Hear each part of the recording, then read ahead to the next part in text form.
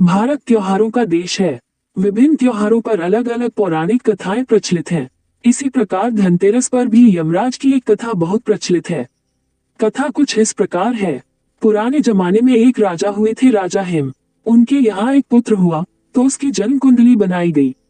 ज्योतिषियों ने कहा कि राजकुमार अपनी शादी के चौथे दिन सांप के काटने से मर जाएगा। इस पर राजा चिंतित रहने लगे। जब राजकुमार की उम्र 16 साल की हुई तो उसकी शादी एक सुंदर, सुशील और समझदार राजकुमारी से कर दी गई। राजकुमारी माँ लक्ष्मी की बड़ी भक्त थी। राजकुमारी को भी अपने पति पर आने वाली विपत्ति के विषय में पता चल गया। राजकुमारी काफी दृढ़ इच्छा शक्ति वाली थी। उसने चौथे दिन का इंतजार पूरी तैयारी के साथ किया।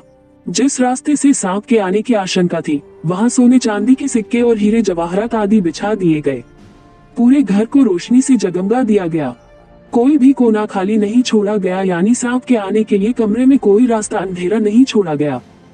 इतना ही नहीं, राजकुमारी ने अपने पति को जगाए रखने के लिए उसे पहले कहानी सुनाई और फिर गीत गाने लगी। इसी दौरान जब मृत्यु के देवता यमराज ने सांप का रूप धारण करके कमरे में प्रवेश करने की कोशिश की तो रोशनी की वजह से उनकी आंखें चुंधिया गईं। इस कारण सांप दूसरा रास्ता खोजने लगा और रेंगते हुए उस जगह पहुंच गया जहां सोने तथा चांदी के सिक्के रखे हुए थे। डसने का मौका न मिलता देख विषधर भी वही कुंडली लगाकर बैठ गया और राजकुमारी के गाने सुनने लगा। इसी बीच सूर्य देव ने दस्तक दी, यानी सुबह हो गई।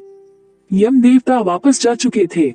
इस तरह राजकुमारी ने अपनी पति को मौत के पंजे में पहुंचने से पहले ही छुड़ा लिया। ये घटना जिस दिन घटी थी वह धनतेरस का दिन था, इसलिए इस दिन को यमदीपदान भी कहते हैं। भक्तजन इसी कारण धनतेरस की पूरी रात रोशनी